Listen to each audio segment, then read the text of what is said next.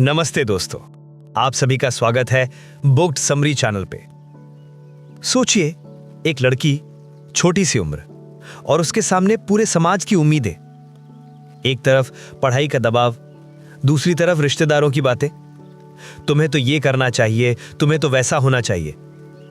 वो हर रात आईने में खुद से पूछती, क्या मैं सच में ठीक हूं? क्या मेरी सोच गलत है? क्या मैं दूसरों की नजर में कभी पूरी हो पाऊंगी? कितनी बार आपके साथ भी ऐसा हुआ होगा, जब आपने खुद को लेकर सवाल किए हों और जवाब सिर्फ एक गहरी सांस में मिला हो, इट्स ओके, सब ठीक है। दोस्तों, यही एक छोटा सा वाक्य हमारी जिंदगी को बदल सकता है। लेकिन सवाल यह है कि इसे जीना कैसे है। यही जानने के लिए हम आज एक ऐसी किताब की कहानी सुनने वाले हैं जिसने लाखों दिलों को छुआ है। कभी कभी जिंदगी हमें सवाल पूछती है, तुम्हारे अंदर कितनी हिम्मत है? जब रिश्ते टूटते हैं, जब दोस्त बदल जाते हैं, जब सपने अधूरे रह जाते हैं, तब हमारा दिल टूटता है। और ऐसे वक्त में हम सोचते हैं कि काश कोई हमें समझ पाता, काश कोई हमें सिखा पाता कि दर्द से भी कैसे मुस्कुराया जाता है। और तभी हमें मिलती है एक आवाज, इट्स ओके, सब ठीक है। आज की इस 15 मिनट की यात्रा में हम जानेंगे कि मुश्किल हालातों में कैसे मजबूत बनना है, कैसे रिश्तों को जोड़ना है और कैसे खुद से प्यार करना है। ये बातें सिर्फ कोई दार्शनिक नहीं, बल्कि भारत की एक ऐसी युवा आध्यात्मिक प्रेरक ने लिखी हैं जिनकी आवाज ने हर उम्र के दिलों को छुआ है। दोस्तों, आज हम बात करने वाले हैं किताब it's okay bye Jaya Kishori. ये किताब सिर्फ पन्नों में लिखे शब्द नहीं है, बल्कि एक जीवन मंत्र है जो हमें सिखाता है कि चाहे हालात कैसे भी हो, हमें खुद से कहना चाहिए, इट्स ओके। दोस्तों, आपने कभी गौर किया है कि हमारी सबसे बड़ी लड़ाई अक्सर बाहर की दुनिया से नहीं होती, बल्कि खुद से होती है। हम आईने में देखते हैं और सोचते हैं कि क्या मैं दूसरों की नजर में अच्छा हूं? लेकिन असली सवाल तो यह है कि क्या मैं अपनी ही नजरों में ठीक हूं? यहीं से किताब की पहली सीख शुरू होती है। चैप्टर 1, खुद को स्वीकारना यानी सेल्फ एक्सेप्टेंस। रात के 11 बजे का वक्त था। कमरे में हल्की सी पीली रोशनी जल रही थी। एक लड़की आईने के सामने खड़ी थी। चेहरे पर सवाल थे, आंखों में बेचैनी और होठों से बार बार वही बात निकल रही थी, क्या मैं सच में ठीक हूं? उसके कानों में पूरे दिन लोगों की बातें गूंज रही थीं। तुम्हें और स्मार्ट बनना चाहिए, इतनी सीधी मत बनो, जमाना आगे निकल जाएगा, तुम्हें थोड़ा और बदलना होगा। हर कोई उसकी जिंदगी का पेंटर बनकर उसकी तस्वीर में अपनी पसंद का रंग भरना चाहता था। वो लड़की धीरे धीरे अपनी पहचान खोती जा रही थी। हर बार जब वो दूसरों की उम्मीदों के हिसाब से ढलने की कोशिश करती, उसके अंदर का आत्मविश्वास एक और टुकड़े में टूट जाता। लेकिन एक दिन वो किसी सत्संग में बैठी थी, जहां वक्ता ने कहा, भगवान ने हर इंसान को किसी मकसद से बनाया है। अगर गुलाब हमेशा सोचता कि मुझे कमल क्यों नहीं बनाया गया, तो दुनिया उसकी खुशबू से वंचित रह जाती। उस पल उसके दिल में जैसे बिजली सी कौंधी। उसने सोचा, हाँ, मैं क्यों दूसरों जैसा बनने की कोशिश कर रही हूं? अगर भगवान ने मुझे ऐसा बनाया है तो जरूर इसमें भी कोई खूबसूरती होगी। वो घर आई, आईने के सामने खड़ी हुई और इस बार उसने खुद को देखकर मुस्कुराते हुए कहा, इट्स ओके, मैं जैसी हूं वैसी ही बिल्कुल ठीक हूं। उस रात पहली बार उसे नींद चैन से आई, क्योंकि उसने खुद को दूसरों की नजरों से नहीं, अपनी नजरों से देखना शुरू कर दिया था।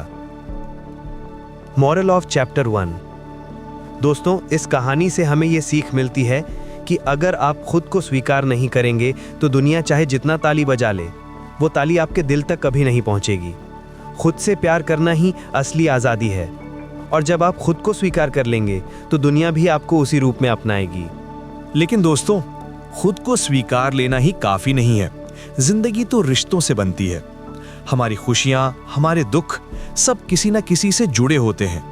अब सवाल ये है, जब रिश्तों में दरार पड़ती है, जब नजदीकियां दूरी में बदल जाती हैं, तब हमें क्या करना चाहिए? यही जवाब हमें मिलेगा किताब के अगले हिस्से में। तो दोस्तों, अगर आप भी अपनी पहचान को लेकर परेशान रहते हैं या रिश्तों की उलझनों में उलझे हैं, तो ये सफर आपके लिए ही है। क्योंकि हर चैप्टर के बाद आपको ना सिर्फ सीख मिलेगी, बल्कि वो तरीका मिलेगा जिससे आप अपनी रोजमर्रा की जिंदगी को आसान और खुशनुमा बना पाएंगे। लेकिन दोस्तों, जिंदगी सिर्फ खुद तक सीमित नहीं है। हम चाहे जितना खुद को अपनाएं, मगर हमारी खुशी और दर्द दोनों किसी न किसी रिश्ते से जुड़े होते हैं। अब सोचिए, जब रिश्तों में दरार पड़ जाती है, जब पास वाले लोग ही दूर हो जाते हैं, तब हमें क्या करना चाहिए? किताब इट्स ओके का अगला अध्याय हमें यही सिखाता है। चैप्टर 2, रिश्तों की अहमियत, जिसे आप समझ पाएंगे कि रिश्तों का सही मतलब क्या होता है और किस तरह रिश्तों के छोटे छोटे फैसले बहुत अहम होते हैं। शाम का समय था। घर में हल्की हल्की रोशनी जल रही थी। निशा खिड़की के पास बैठी बाहर झड़ते हुए पत्तों को देख रही थी। हाथ में फोन था जिसमें उसके और उसकी सबसे करीबी दोस्त की चैट खुली हुई थी। कुछ महीने पहले तक यही चैट रोज हंसी, मजाक और घंटों की बातों से भरी रहती थी, लेकिन अब सिर्फ आखिरी मैसेज दिखाई दे रहा था। ठीक है, अब तुमसे बात करने का कोई मतलब नहीं। उस मैसेज के बाद से दोनों के बीच सन्नाटा था। निशा के मन में बार बार यही सवाल उठता, क्या सच में इतना छोटा सा झगड़ा हमें हमेशा के लिए दूर कर सकता है? दिल कहता, छोड़ दो, अगर उसे परवाह होती तो वो खुद संपर्क करती। लेकिन यादें कहती, इतनी आसानी से टूट जाने वाला रिश्ता तो कभी रिश्ता था ही नहीं। उसी सोच में डूबी निशा को अपनी माँ की बातें याद आईं। रिश्ते पेड़ की तरह होते हैं, अगर समय पर पानी दो तो हरे भरे रहते हैं, लेकिन अगर अहंकार का रेगिस्तान उन पर छा जाए तो धीरे धीरे वो सूखने लगते हैं। उसके दिल में एक हिम्मत जगी। उसने फोन उठाया और कांपते हाथों से सिर्फ इतना लिखा, मुझे अफसोस है, चलो फिर से शुरुआत करते हैं। कुछ ही देर में जवाब आया, मुझे भी, इट्स ओके, दोस्ती इतनी कमजोर नहीं हो सकती। उस पल निशा की आंखों से आंसू बह निकले, क्योंकि उसने समझ लिया था रिश्तों को बचाने के लिए हमेशा एक कदम आगे बढ़ाना पड़ता है। मॉरल ऑफ चैप्टर 2, इस कहानी से हमें यही सीख मिलती है, रिश्ते कभी परफेक्ट नहीं होते, उन्हें परफेक्ट बनाया जाता है धैर्य, माफी और अपनापन से। थोड़ा झुकना हार नहीं है, बल्कि रिश्तों को बचाने की सबसे बड़ी ताकत है। तो दोस्तों, अगर आपकी जिंदगी में भी कोई ऐसा रिश्ता है जो गलतफहमी या अहंकार की वजह से दूर हो गया है, तो इस अध्याय से आपको ये फायदा मिलेगा कि आप समझेंगे कि एक मैसेज, एक कॉल या एक इट्स ओके कह देना बहुत बड़े रिश्ते को टूटने से बचा सकता है। आपका दिल हल्का होगा और जिंदगी में अपनापन फिर से लौट आएगा। लेकिन दोस्तों, रिश्तों को जोड़ लेना ही काफी नहीं है। जिंदगी में कई बार हमें ऐसे हालात का सामना करना पड़ता है जब हम पूरी मेहनत लगाते हैं, सपनों के पीछे दौड़ते हैं और फिर हार जाते हैं। वो हार दिल तोड़ देती है और हमें लगता है अब मैं कुछ नहीं कर सकता। लेकिन क्या सच में असफलता हमारी मंजिल का अंत होती है, या फिर वो सिर्फ एक नए रास्ते की शुरुआत है? यही राज खुलता है इस किताब के 3रे अध्याय में। चैप्टर 3, असफलता से सीखना, यानी फेलियर्स एंड लेसन्स। रात के करीब 12 बजे थे। निशा अपने कमरे की लाइट बंद करके छत की ओर देख रही थी।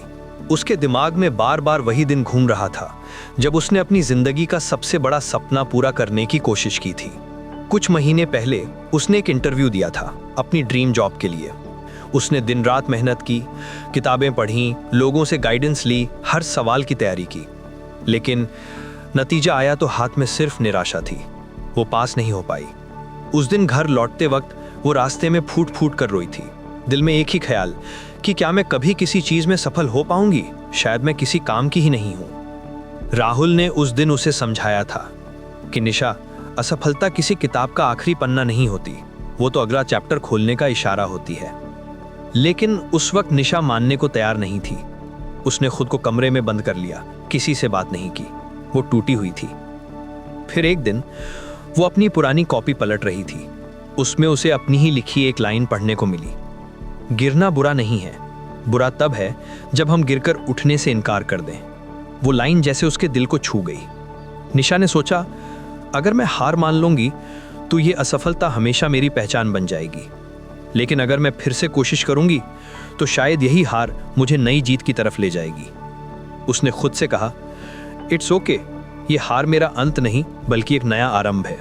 वो उठा और अगले ही दिन अपनी तैयारी फिर से शुरू कर दी। उसके चेहरे पर पहली बार फिर से उम्मीद की चमक दिखी। Moral of chapter 3।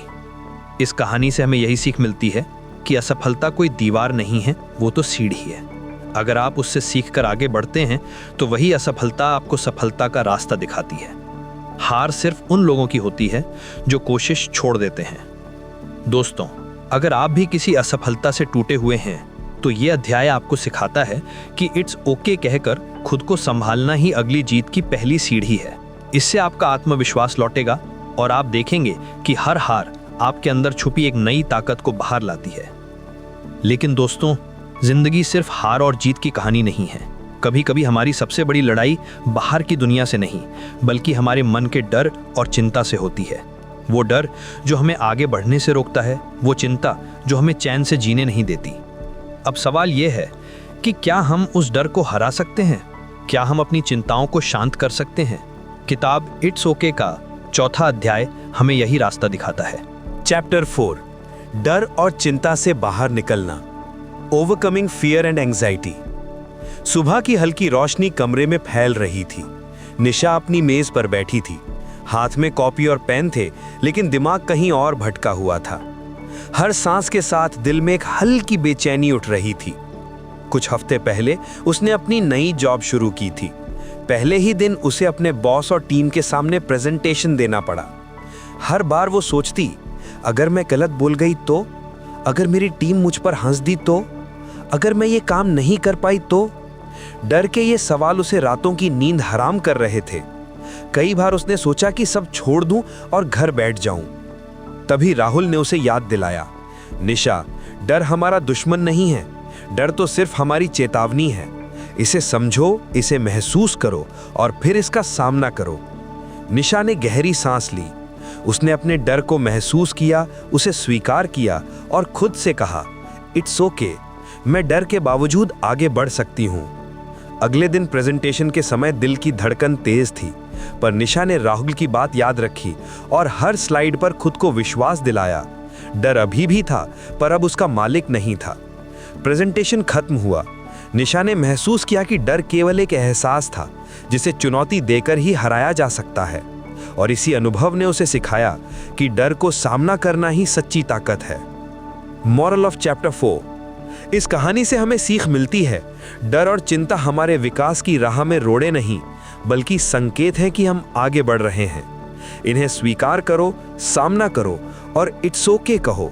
जिंदगी आसान और आत्मविश्वास से भर जाती है। अगर आपकी जिंदगी में भी कोई डर या चिंता आपको रोक रही है, तो ये अध्याय आपको सिखाता है कि इट्स ओके कहकर डर को पहचानना और उसे चुनौती देना आपके अंदर नई ताकत पैदा करता है। आप पाएंगे कि डर कभी आपकी दीवार नहीं, बल्कि आपकी ताकत की पहचान है। लेकिन दोस्तों, जिंदगी सिर्फ डर और चिंता को हराने की कहानी नहीं है। कभी कभी हमारे सामने सबसे बड़ा सवाल आता है, खुशी और संतोष कैसे पाया जाए। हमने डर को हरा लिया, रिश्तों को संभाला, असफलताओं से उठ खड़े हुए, लेकिन क्या ये सब हमें सच्ची खुशी दे रहा है? यही राज खुलता है इस किताब के 5वें और अंतिम अध्याय में, जहां निशा और राहुल की कहानी हमें दिखाएगी कि सच्ची खुशी और आत्मसंतोष पाने का तरीका क्या है। किताब इट्स ओके का 5वां अध्याय हमें यही रास्ता दिखाता है। चैप्टर 5, सच्ची खुशी और आत्मसंतोष। संध्या का समय था। सूरज की सुनहरी रोशनी कमरे में धीरे धीरे फैल रही थी। निशा और राहुल पार्क में बेंच पर बैठे थे। चारों ओर हल्की हवा और पत्तियों की सरसराहट। पिछले कुछ महीनों में निशा ने डर को हराया, असफलताओं से उठी और अपने रिश्तों को फिर से जोड़ लिया था। लेकिन उसके मन में अभी भी एक सवाल गूंज रहा था, क्या यही सब करने से मुझे सच्ची खुशी मिल गई? राहुल ने उसकी ओर देखा और मुस्कुराते हुए कहा, निशा, खुशी बाहर की चीज नहीं है, ये तुम्हारे भीतर है। जब तुम अपने डर, अपनी असफलता और अपने रिश्तों को स्वीकार कर लोगी, तब हर छोटी छोटी चीज में भी आनंद मिलेगा। निशा ने अपने हाथों में राहुल का हाथ लिया। वो महसूस कर रही थी कि जब उसने खुद को स्वीकार किया, डर का सामना किया, रिश्तों को संभाला, तो उसकी आत्मा में एक नई शांति और संतोष की भावना पैदा हुई। पार्क में बैठकर उन्होंने चुपचाप सूरज के डूबते रंगों को देखा। हर क्षण में उन्हें एहसास हुआ कि खुशी कोई बड़ा लक्ष्य नहीं, बल्कि हर छोटे पल में महसूस की जाने वाली शांति और संतोष है। निशा ने धीरे से कहा, इट्स ओके, सब ठीक है। मुझे मेरी जिंदगी में जो भी मिला है वही मेरे लिए सही है। और राहुल ने सिर हिलाकर उसे सहमति दी। वो दोनों वहीं शांत और मुस्कुराते हुए अपने जीवन की सच्ची खुशी का अनुभव कर रहे थे। Moral of chapter 5। इस कहानी से हमें सीख मिलती है कि सच्ची खुशी और आत्मसंतोष बाहर की दुनिया में नहीं, बल्कि अपने भीतर की स्वीकार्यता, प्यार और संतुलन में है। जब आप खुद को और अपनी परिस्थितियों को इट्स ओके कहकर अपनाते हैं, तब हर क्षण में आनंद और संतोष मिलता है। लेकिन दोस्तों, अगर आप भी हमेशा खुशी की तलाश में भटकते हैं, तो ये अध्याय आपको सिखाता है कि सच्ची खुशी पाने के लिए आपको अपने अंदर झांकना होगा, अपने डर और चिंता को स्वीकार करना होगा और अपने छोटे छोटे पलों में आनंद ढूंढना होगा। इससे आपका मानसिक शांति, आत्मविश्वास और जीवन का संतुलन बढ़ता है। लेकिन दोस्तों, जिंदगी में खुशी का मतलब सिर्फ संतोष नहीं है। कभी कभी हमें अपने सपनों को और ऊंचाई तक ले जाने की जरूरत होती है, और वही रास्ता हमें ले जाता है अगले अध्याय की ओर, जहां निशा और राहुल सीखेंगे कि कैसे अपने जीवन का उद्देश्य पहचान कर उसे साकार किया जाए। चैप्टर 6, जीवन का उद्देश्य और आत्म साक्षात्कार। सूरज की पहली किरणें पार्क की बेंच पर पड़ रही थीं। निशा और राहुल उस शांत सुबह में बैठे थे। चारों तरफ पंछियों की चहचहाहट और हवा की हल्की सरसराहट। पिछले महीनों में निशा ने अपने डर को हराया, असफलताओं से उठी, रिश्तों को संभाला और सच्ची खुशी का अनुभव किया। लेकिन अब उसका मन एक नए सवाल से भरा था। मैं इस जिंदगी में क्यों हूँ? मेरा असली मकसद क्या है? राहुल ने मुस्कुराते हुए कहा, निशा, जीवन का उद्देश्य सिर्फ बड़े लक्ष्य पाने में नहीं है। ये तो उस अनुभव में छिपा है जिसे हम अपने हर काम, अपने हर संबंध और अपने हर निर्णय में डालते हैं। निशा ने आंखें बंद की और खुद से पूछा, अगर मैं डर के बिना जीती, असफलताओं से सीखती और रिश्तों को अपनाती, तो मैं क्या बनना चाहती हूँ? वो धीरे धीरे अपने भीतर झांकने लगी। यादों की एक श्रृंखला उसके मन में चल रही थी। बचपन की छोटी खुशियाँ, दोस्तों के साथ बिताया समय, माता पिता की सीख और अब खुद के अनुभवों की मिठास। उसे महसूस हुआ कि उसका उद्देश्य किसी बड़े पुरस्कार में नहीं, बल्कि लोगों के जीवन में सकारात्मक बदलाव लाने, प्यार बांटने और अपने अनुभव से सीख साझा करने में है। निशा ने मुस्कुराते हुए राहुल की ओर देखा और कहा, इट्स ओके, अब मुझे समझ आया, मेरा जीवन मेरे अनुभवों और दूसरों को प्रेरित करने में है। राहुल ने सिर हिलाया और कहा, यही आत्म साक्षात्कार है निशा। जब आप अपने उद्देश्य को पहचानते हैं तो जीवन अपने आप सार्थक बन जाता है। दोनों वही बेंच पर बैठे अपने अनुभवों और आत्मा की शांति को महसूस कर रहे थे। निशा का चेहरा अब आत्मविश्वास और संतोष से चमक रहा था। Moral of chapter 6। इस कहानी से हमें सीख मिलती है कि जीवन का असली उद्देश्य अपने अनुभवों, सीख और दूसरों को प्रेरित करने में छिपा है। जब आप अपने उद्देश्य को पहचानते हैं तो हर कदम अर्थपूर्ण और हर दिन संतोषजनक बन जाता है। दोस्तों, अगर आप भी अपने जीवन का उद्देश्य ढूंढने की तलाश में हैं, तो यह अध्याय आपको सिखाता है कि इट्स ओके कहकर अपने अनुभवों और सीख को समझना और उन्हें दूसरों के जीवन में बदलाव लाने के लिए इस्तेमाल करना असली आत्म साक्षात्कार है। इससे आपका जीवन न केवल संतोषपूर्ण बनता है, बल्कि आप दूसरों के लिए प्रेरणा का स्रोत भी बन जाते हैं। लेकिन दोस्तों, जीवन का उद्देश्य समझना केवल एक पड़ाव है। असली चुनौती तब शुरू होती है जब हम इसे हर रोज अपनी जिंदगी में लागू करें। अगला और अंतिम अध्याय हमें दिखाएगा कि कैसे इट्स ओके के सिद्धांत को अपनाकर हम अपनी पूरी जिंदगी को संतुलन, सफलता और खुशी से भर सकते हैं। चैप्टर 7, इट्स ओके, जीवन में प्रयोग और सार। सुबह का सुनहरा समय था। निशा और राहुल अपने बालकनी के छोटे से गार्डन में खड़े थे। पिछले 6 महीनों की यात्रा उनके मन में गूंज रही थी। डर, असफलता, रिश्ते, खुशी, संतोष और उद्देश्य, सब कुछ। निशा ने देखा कि कितनी बदल गई है वो अब डर को नहीं छोड़ती, उसे चुनौती देती है। वो अब रिश्तों को अपनापन और माफी से संभालती है। वो असफलताओं को सीढ़ी समझती है और हर छोटे पल में संतोष ढूंढती है। और सबसे बड़ी बात, उसने अपने जीवन का उद्देश्य पहचान लिया है। राहुल ने उसे मुस्कुराते हुए कहा, देखो निशा, यही है इट्स ओके का असली मतलब।